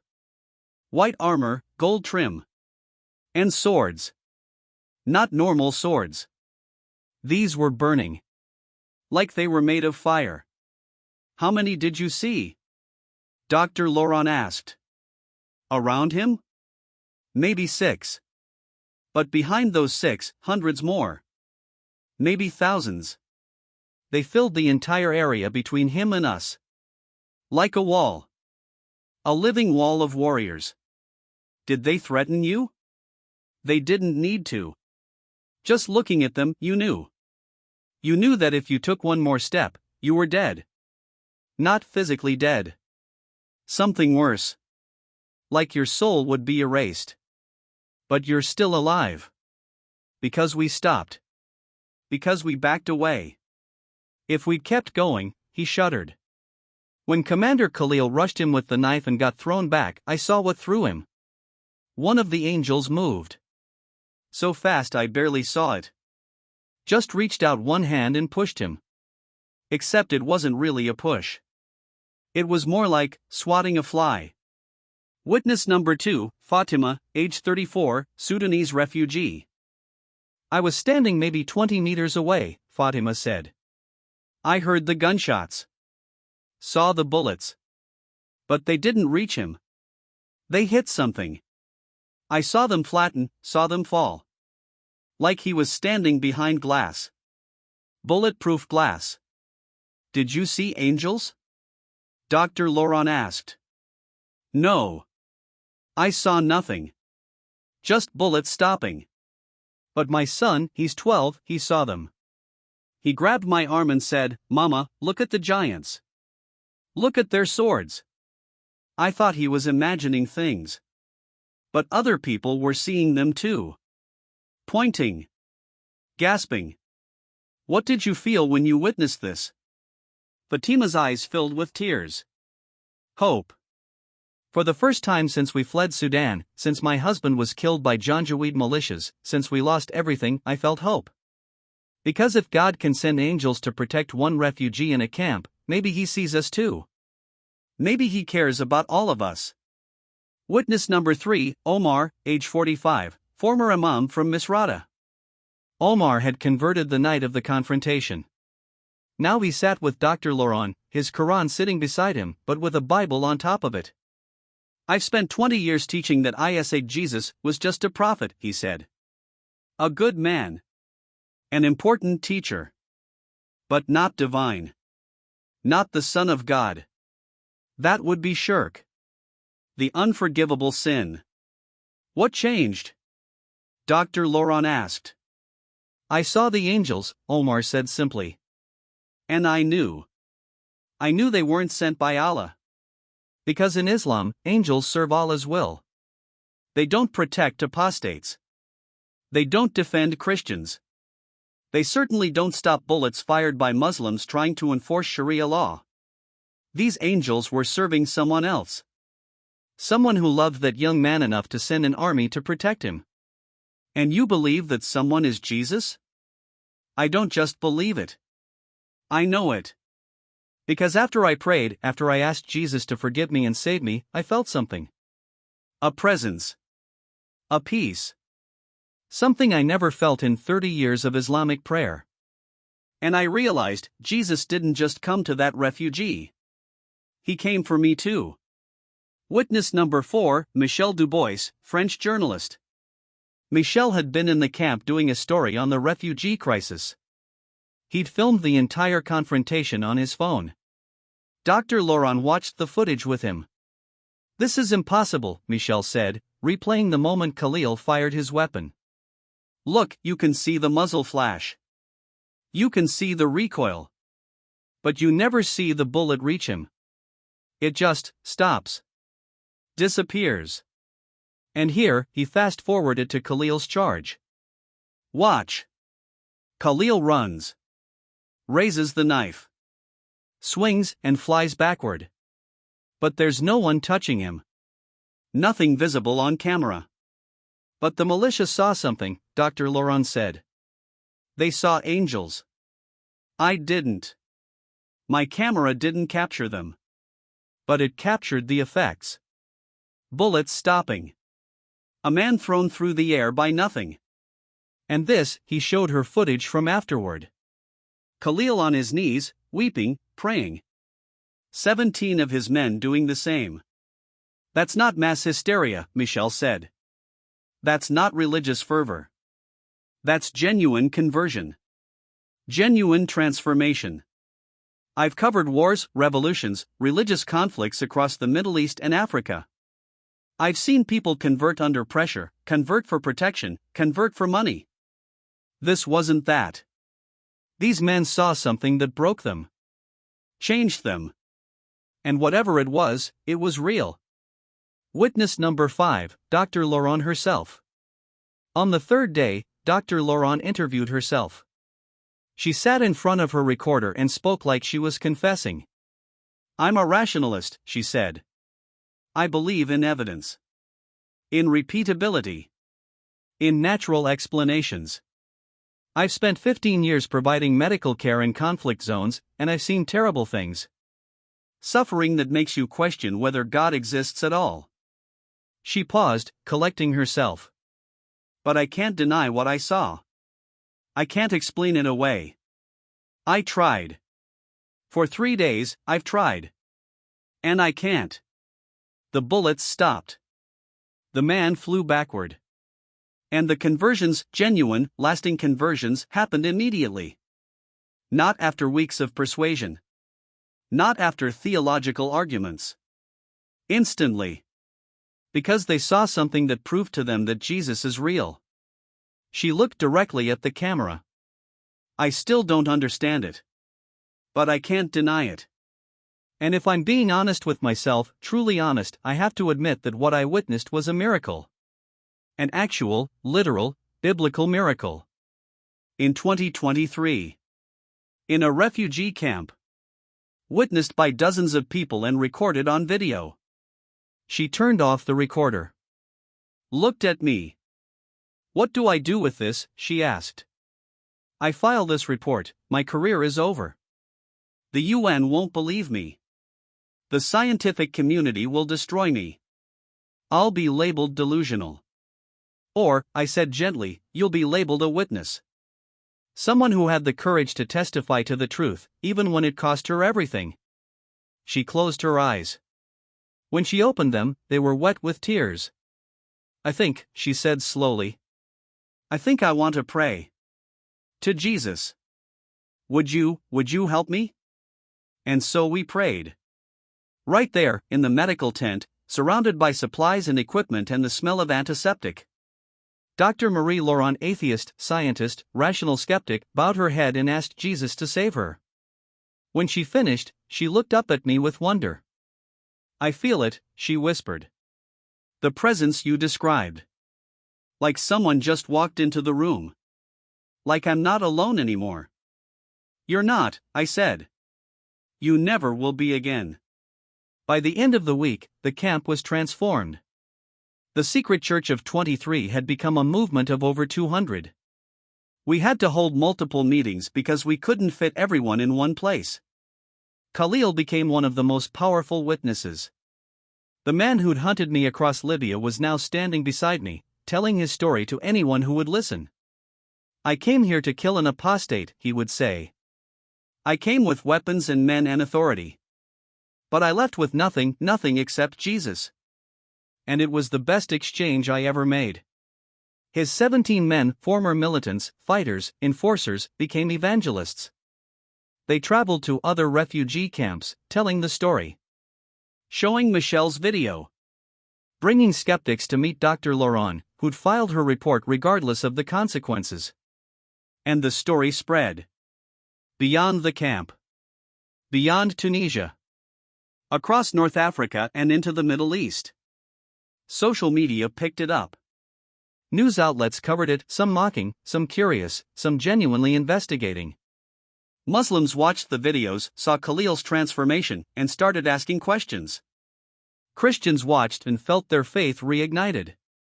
How many times had they read about miracles in the Bible and wished they could see one? Now they could.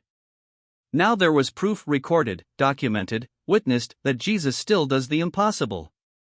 But with the attention came danger. Because not everyone celebrated what had happened in the camp. Islamic extremist groups put out fatwas, religious rulings, declaring me and everyone who followed me to be enemies of Islam. More bounties were placed. More threats made. And I knew eventually they would come for us again. But I wasn't afraid anymore. Because I'd learned something in the past months. Something the sword in Tripoli, the lion in the desert, and the angels in the camp had taught me. Jesus doesn't just save us from our sins. He saves us, period. In every way. In every situation. Against every enemy. And when he decides to protect you, nothing, not weapons, not militia, not governments, not hell itself, can touch you. Until your work is done. Until your story is told. Until your mission is complete. And my mission was just beginning. I'm recording this testimony from a small room in a safe house. I can't tell you which country I'm in, not because I don't trust you, but because there are still people hunting me. Khalil's conversion didn't end the bounties. If anything, it made things worse. The extremist groups that once saw me as just another apostate now see me as something more dangerous, proof that Jesus is real and Islam is not the final answer. But I'm not hiding. I'm preparing.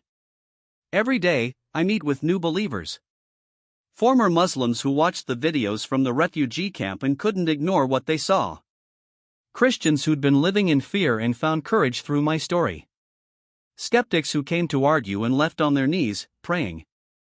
The church, the real church, not a building but a movement, is growing. And it's growing fastest in the places you'd least expect. In Libya, where Khalil's former militia members are now planting house churches. In Tunisia, where Dr. Laurent runs a medical clinic by day and leads Bible studies by night. In refugee camps across North Africa, where people with nothing left to lose are finding everything in Jesus. Let me tell you about some of them. Amina's story. Amina was 16 when ISIS killed her father for refusing to let them recruit her brothers. She fled Syria with her mother and 3 siblings, walking hundreds of miles to reach a refugee camp in Jordan. By the time I met her, through a video call arranged by a missionary, she was 18 and had lost faith in everything. If God exists, she told me, he doesn't care about people like us. He didn't save my father. He didn't save the thousands who died in Aleppo. Why should I believe he'll save me? I told her my story. All of it. The execution. The lion. The angels. She listened in silence. When I finished, she said, "That happened to you." Not to me. I haven't seen any miracles. Maybe you have, I said. You survived the walk from Syria to Jordan. You survived ISIS. You survived losing your father. You're alive, Amina. And life itself is a miracle when you're surrounded by so much death. That's not a miracle. That's just luck. Then explain this, I said. Why are you on this call? Why did you agree to talk to me? You don't believe in God, you said. So why are you searching? She was quiet for a long time. Because I'm empty, she finally whispered. I have nothing. No home. No future. No hope. And I heard that you have hope. Even though you lost everything too. I want to know why.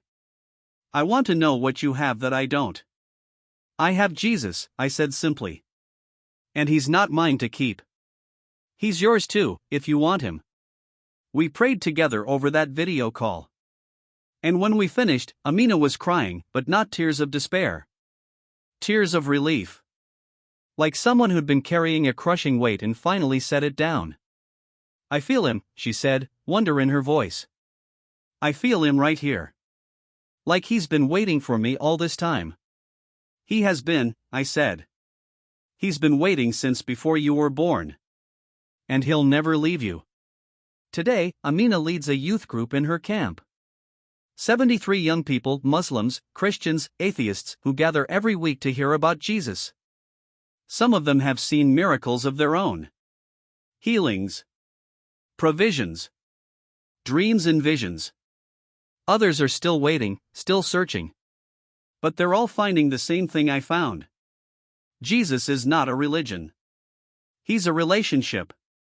He's not a set of rules. He's a person. And he's alive. Khalil's transformation. My cousin Khalil can't return to Libya. He's wanted by the same groups he once fought for. They see him as a traitor worse than me because he was one of them. He knew the ideology inside and out, believed it with all his heart, killed for it. And then he abandoned it for Jesus. They vowed to execute him publicly as a warning to others. But Khalil isn't afraid. I deserved death long before they threatened me, he told me last month. I deserved it for every Christian I killed, every church I burned, every family I destroyed. But Jesus gave me life instead. If they kill me now, I just go home earlier. And if they don't, I keep telling people what I saw. He's written a book. It's circulating underground, passed from phone to phone, translated into 7 languages. In it, he details everything, his life in the militia, the ideology that drove him, the moment he tried to execute me in Tripoli, the hunt across Libya, the confrontation in the camp. And the angels. He describes them in vivid detail. Their height, their armor, their swords, their faces. Faces that were fierce when they stood against him but gentle when he surrendered to Jesus. They weren't human, he writes. But they weren't cold or distant either. They had personality. Purpose. And they served Jesus with joy. You could see it in their eyes, they loved him. They loved serving him. They loved protecting his people. And when I finally stopped fighting and asked Jesus to save me, one of them smiled at me. Actually smiled. Like he was welcoming me home. The book has led to dozens of conversions. Maybe hundreds. We don't have exact numbers because so much happens in secret, in underground churches and hidden meetings. But we hear the testimonies. We see the fruit. Dr. Laurent's mission. Dr. Marie Laurent lost her UN position. Just as she predicted, her report about the angels was dismissed as psychological trauma, religious delusion, or fabrication. The UN offered her psychiatric evaluation and medical leave. She declined both and resigned. Now she runs a private clinic funded by donations from believers around the world. She provides medical care to refugees regardless of religion, but she also tells them about Jesus. Every patient who walks through her door hears her testimony. I spent 15 years as an atheist providing medical care, she told me. I treated bodies. I ignored souls. Now I treat both. Because I've learned that the greatest healing isn't physical, it's spiritual. You can cure a disease and still leave someone dying of hopelessness. But if you introduce them to Jesus, you give them life that no illness can touch.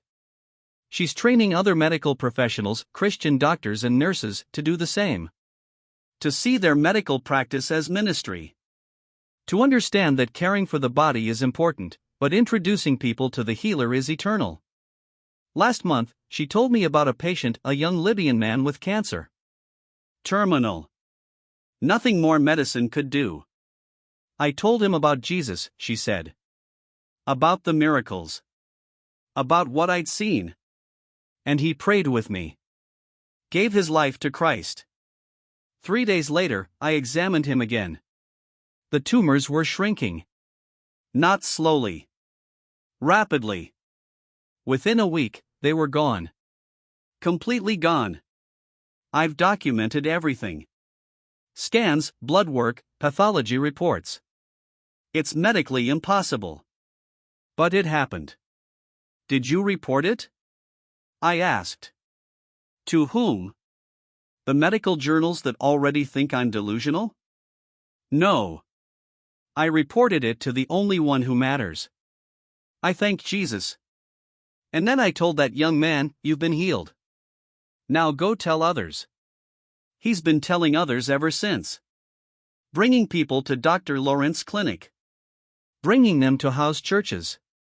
Bringing them to Jesus. The cost. I won't lie to you. Following Jesus has cost us everything. I can never go home. My family has disowned me.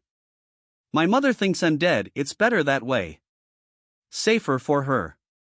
Khalil's wife left him. Took their children. He hasn't seen them in 8 months. Dr. Laurent's career is ruined. Her colleagues think she's lost her mind. Her family in France won't speak to her. Amina lives in constant danger. ISIS remnants know about her youth group. They've threatened to bomb the camp if she doesn't stop. We've all lost friends, family, careers, security, futures. But we've gained something infinitely more valuable. We've gained Jesus.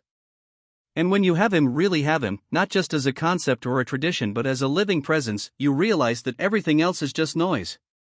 Just distraction. Just temporary possessions that you can't take with you anyway. The message I need you to hear. If you're watching this, listening to this, reading this, I need you to understand something. This isn't ancient history. This isn't mythology. This isn't religious propaganda designed to manipulate you. This is my life. This is what happened to me. To Khalil. To Dr. Laurent. To Amina. To hundreds of others who've encountered Jesus in impossible, undeniable ways. The sword that should have killed me didn't. The bullet that should have hit me didn't. The lion that should have eaten me protected me instead. The angels that most people can't see appeared to 30 armed men and terrified them into conversion. These things happened. They're documented. Witnessed. Recorded on video. Testified to by Muslims and Christians and atheists alike. And they're still happening. Right now, somewhere in the Middle East or Africa, Jesus is doing another miracle. Healing someone. Protecting someone. Appearing to someone in a dream. Sending an angel to rescue someone. Because he's not dead. He didn't stay in the tomb. He rose. And he's alive and active and moving in the world today. To my Muslim brothers and sisters. I was you. I know what you've been taught. I know the fear of shirk, of associating partners with Allah. I know the belief that Jesus was just a prophet, not the Son of God. But I also know what I saw. What I experienced. What thousands of others are experiencing across the Islamic world. Jesus is not a prophet. Prophets don't send armies of angels. Prophets don't stop bullets. Prophets don't rise from the dead. Jesus is Lord. He is God in flesh. He is the Savior. And He's calling you. Not to a religion. Not to Western culture. Not to betray your heritage. He's calling you to Himself. To relationship. To eternal life. You don't have to earn it. You can't earn it. You just have to accept it. Say His name. Call out to Him. Ask Him if He's real. And I promise He will answer. Maybe not with angels or lions or miracles. Maybe just with peace. With presence. With the quiet certainty that you're finally home. To my Christian brothers and sisters. Stop living like miracles ended with the apostles. They didn't. Jesus is the same yesterday, today, and forever. The same power that raised Him from the dead is available to you. The same Holy Spirit that filled the early church lives in you. You have access to the supernatural. You have authority in His name. You have angels assigned to you, whether you see them or not. So stop being scared. Stop hiding. Stop living lukewarm, comfortable, safe Christian lives while the world is dying and going to hell. Take risks for Jesus. Tell your story. Pray for miracles. Expect God to move. And when He does, testify. Tell everyone. Let the world know that our God is not dead, not distant, not disinterested. He's here. He's active. He's powerful. To the skeptics and atheists. I understand your doubt. I respect it. You want evidence. You want proof. You want something more than stories and feelings. I'm offering you that proof. Dr. Lawrence medical records. Michelle's video footage. The testimony of 33 witnesses who all saw the same thing. The documented conversion of a militant leader who had every reason to hate me and no reason to convert except that he saw something undeniable. Investigate it. Challenge it. Try to explain it away. I welcome your scrutiny. Because I know what happened. And I know that honest investigation leads to one of two conclusions: either hundreds of people are lying and fabricating evidence across multiple countries and contexts, or something supernatural actually occurred. I'll let you decide which is more likely. But I'll also tell you this: intellectual honesty demands that you don't dismiss evidence just because it doesn't fit your worldview. If you're truly rational, truly scientific, you have to follow the evidence wherever it leads. Even if it leads to Jesus. The urgent call. I don't know how much longer I have. The threats are real. The danger is constant. Every day could be my last. But I'm not afraid of death anymore. Because I've already died to my old life, my old identity, my old allegiances. And I've been raised to new life in Jesus. If they kill me tomorrow, I just go home early. And I'll get to see the face I've been longing for. I'll get to meet the angels who protected me. I'll get to thank Jesus in person for saving me not just from execution, but from sin, from emptiness, from spiritual death. But until that day comes, I have a mission. I have to tell as many people as possible, Jesus is real. Not might be real. Not could be real. Not I hope He's real. He is real. And He's waiting for you. Not waiting to judge you, He already took your judgment on the cross. Not waiting to condemn you, He came to save you, not condemn you. He's waiting to embrace you. To welcome you. To say, welcome home, beloved child. I've been waiting for you. So here's my question for you: what are you waiting for? You've heard my story. You've seen the evidence. You felt something stirring in your heart. That's not coincidence, that's the Holy Spirit drawing you. Will you respond? Will you take the risk of praying one simple prayer? Jesus, if you're real, show me. Save me. I'm yours. That's all it takes. Not perfect words. Not theological precision. Just honest desperation. Just genuine seeking. And I promise you, based on my experience, based on hundreds of testimonies I've collected, He will answer. Maybe not with angels.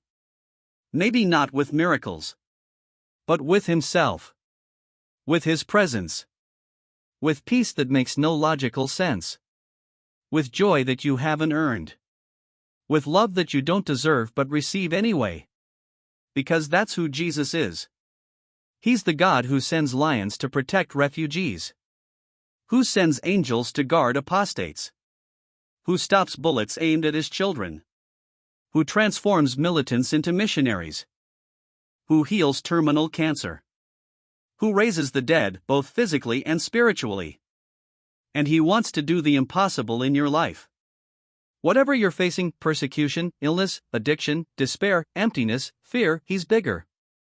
Whatever you've done, murder, betrayal, apostasy, blasphemy, His forgiveness is bigger. Whatever you think disqualifies you, your past, your religion, your doubts, your sins, His love is bigger. So I'm asking you. I'm begging you. Don't let this moment pass. Don't close this video, put down this story, walk away from this testimony, and go back to your old life unchanged. Let Jesus change you. Let Him save you. Let Him give you a new life, a new identity, a new purpose. Let Him turn your story into a testimony that leads others to Him. Because that's what He does. He takes broken people and makes them whole. He takes dead people and makes them alive. He takes impossible situations and turns them into miracles. He did it for me. He's doing it for thousands across the Middle East and Africa right now. And He'll do it for you. If you just ask. So ask. Right now. Wherever you are. Whatever your background. Whatever your doubts. Just say, Jesus, I need you. Save me. I'm yours. And then wait. Feel. Listen. He's already there. He's been there all along. You're just finally noticing.